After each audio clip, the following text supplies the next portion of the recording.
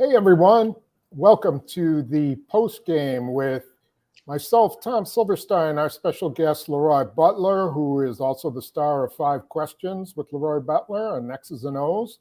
And we're here post game after the Packers' 24-10 victory over the Washington football team. And it might not have been pretty, but the Packers are 6-1, and I guess there's something to be said about that. Well, winning 6 straight is amazing, but and that's the way this league is. You saw top teams. The Packers are one. The Rams are one. They're struggling with the Lions, and Arizona is playing. Teams that they should all 3 of these top NFC teams should beat. And the name of the game is winning without getting any more injuries. And I think for the most part, the running game just wasn't working because for some reason, Tom, and maybe we need to talk about the X's and O's if you want to, but it seems like the offensive line are having trouble with these games, these TT stunts. And we can actually draw that up for the viewers to see why they're having so much issues, because it was a big issue. I mean, I've given up 3 sacks, but Aaron, they couldn't run the ball. I mean, it was just one of those type of days you relied upon Aaron to pretty much do everything. And guys like Alan Lazard, it's his week to pretty much be that spotlight player. Yeah, I think Washington's front presented huge problems for really talented guys. Yeah. And just from a one-on-one standpoint, that was bad enough. But then when they start running those games, I'm not sure that the Packers were athletic enough to handle it in the early going. I don't know if they made adjustments or what, but they just needed to throw the ball, I guess. They just could not run against that defense. So yeah, whenever you do that, you would normally, the tight end is always a focal point because he doesn't have to help anymore. That's why you saw Robert Tonyan getting more involved. And I have to give Matt LaFleur a lot of credit, because I think in the back of his mind, he was knowing this game may get like this. I mean, this team was the worst in football, giving up over 31 points. And then not to mention, it was a few things. The red zone defense actually got a little better. Some wasn't on their own, and some it was. Chandon Sullivan's interception in the end zone. Of course, Heineke, kneeling down, he didn't mean to right before the goal. But again, they stopped the streak, of red zone defense just playing bad. But again, Stokes gave up a big play, but came up with a big 4th down play. But again, Tom, the one guy I always like on defense is 52, man.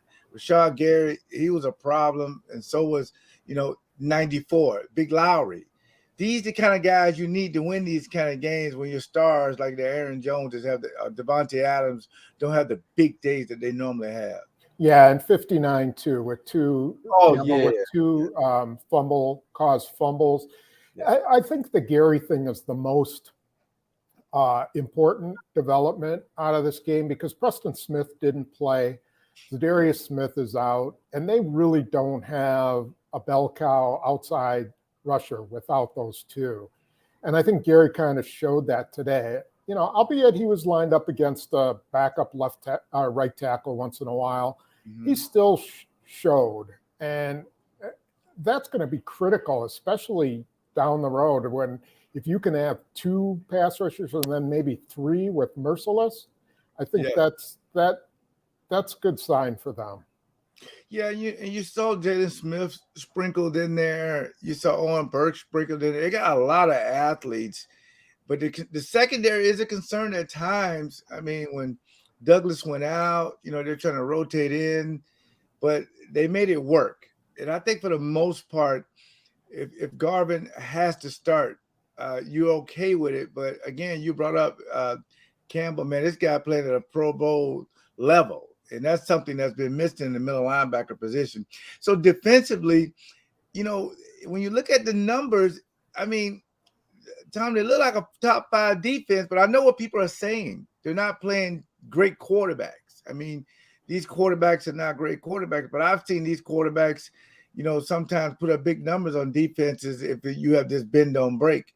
But if you can just maintain and just continue to get stops, and not to mention, Bryder Gutekunst hit a home run with this punter, man. It's just a weapon. If you get backed up, or if you need to pin somebody back, if he's able to do that, that's a real weapon. Yeah, absolutely. And, you know, the thing about their defense is that every defense gives up a lot of yards. The only defense that just dominates really is Tampa Bay. And Yeah. even they've had trouble because they've had injuries in the secondary. So I'm not sure what that means for the Packers, but the big thing for them is to play complementary with the offense, right? You know, if the offense, they can create a turnover, then they've set up the offense to, you know, score, and that's huge. Yeah, no question about it. It all works together. When Aaron Rodgers is outside the pocket, he's dangerous. To the one pass he hit to Devontae Adams, Yeah. just that just unbelievable pump fake. I mean, those are big plays, and you can see the defense kind of feeding off of the offense. I mean, getting those stops, and they actually saw Joe Barry actually getting excited on the sideline. But I think for the most part, it's an assessment game because you're getting to that point of the season that hopefully you'll be able to get some guys back, or you'll be able to, I mean, they put Josh Myers on injured reserve. So Lucas Patrick, he's your guy at center. You know, Runyon had some problems with pretty much, you know, protection. But if these guys can just stay healthy in the next 4 or 5 weeks, because, you know, Arizona is going to be a tough team. But Kansas City does not look like Kansas City of old. So if you can get through the next 4 or 5 weeks, and then at that point, you control your own destiny, how far you want to go. Yeah, and I think the big thing is that what we're going to see is they'll have to keep Kyler Murray in the pocket, and that's going to be really key. They weren't able to do that with Tyler Heineke. What did you think about that in terms of his running? I think they were okay with that. They felt like they wouldn't beat them. They didn't want Justin Fields to do that because he probably, those runs that Heineke had, if that was Fields, it'd have been a different ball game. But if you want to see if a guy wants to run, I mean, most guys can't beat you, with the train. They can beat you with the plane, and that's throwing the football. If a quarterback wants to run the ball, you're not going to win a lot of games. But if you want to throw it and run it, it's tough. So what they'll face next Thursday is an MVP candidate of a lot of people probably didn't even like him because of the size. I was always a big Kyler Murray fan, but because he's in a system, Tom, that he pretty much the same system in Oklahoma. I can spread you out. They added weapons with Zach Ertz. We'll break them down later in the week. But when you look at this particular game, you're thinking, what can I carry over? And these are the numbers we're calling out, or numbers we normally wouldn't call out. If Zadarius and Preston was there, if you had Jair there, we wouldn't even hear from some of these other players. So I have to applaud the coaches and the players for getting ready to play, because, all week you hear about, people saying, oh, it's a trap game. This team is no good. They're 2-4 or whatever. You can let your guard down. And next thing you know, they go down and score. You're thinking, well, maybe no. Okay. You just want to win these particular games and get healthy. And now you got a short week, but after that week, then you got 10 days to maybe you can get David Bakhtiari back. You can get Zadarius back. You can get a host of people back. Now you're ready for that stretch run. Yeah, and we'll see about some of those guys. I still think they might be a ways away from Jair Alexander, but Bakhtiari, you're right, could be ready for the Kansas City game. You never know. I think the main thing is that they continue to just hold serve until they get those guys back. That's pretty much what all the good teams do. If a guy goes down, then they have just enough to make up for it. And this will be a big game. I'm not sure it's the most defining game they'll face, but it is going to be an extremely hard game for them to win to go to Arizona. But we'll talk more about that in 5 questions and X's and O's.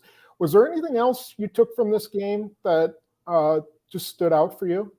Yeah. And thanks for asking, because I thought about the run. I want to get back to the running game a little bit more. It just seemed like Dylan was not comfortable. They had a couple fumbles.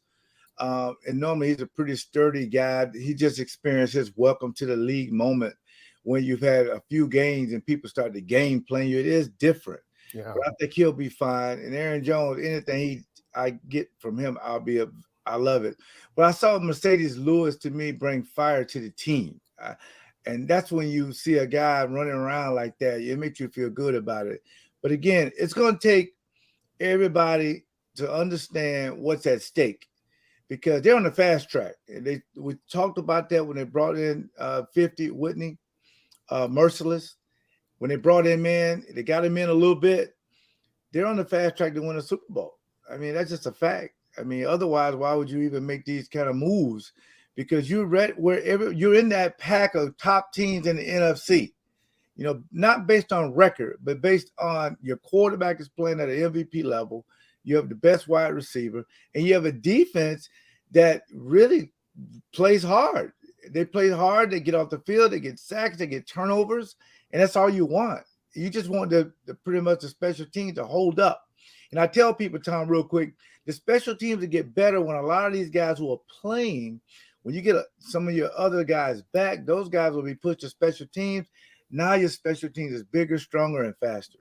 Yeah, and their special teams for, the blocked field goal, we'll see about what happened there, but their coverage was outstanding. Yeah, it was. It really was. On kickoffs, I don't think they let them get outside the 20-yard line barely. And, but like you said, Bajorquez is just a weapon, and they'll have to continue to figure out how to use him. But, yeah, that was a bonus. Yeah, it really was. And then Mason's kick looked like it came out a little low. Yeah, it did. I mean, almost hit the guy in the armpit. So, yeah, I'm interested to hear about the snap on that one, because Bajorquez had to do a lot of spinning of the ball. So, but we'll find out about that later. We'll look into it. Anyway, want to thank everybody out there for joining us on Facebook. Do you have anyone you want to thank, LeRoy? Yeah, go to pickandsave.com. You can get my brats, of course. They're the best flavor brats ever. It's 4 different kinds. I love it. We got Italian spicy, we have an Italian mild, we have a mild bratwurst and a spicy bratwurst. You can also pick up my award-winning Leap vodka. And again, a good friend of mine from Friends of Autism. Yeah, go to leapspirits.com for the vodka as well. Good friend of mine from Friends of Autism, Scott Smith, passed away this past week. Rest in peace to him and to his family. We're praying for his family. He's a great friend. He really was. We do a lot for autism in the state of Wisconsin, and he spearheaded that and pretty much made me the spokesperson. So I want to thank them as well. And again, you said it best. I mean, thank the fans for tuning in each week. We appreciate it. All right. And don't forget to check in with us again on Tuesday. We'll have 5 questions and X's and O's. Until then, I'm Tom. He's LeRoy. Thanks for joining us.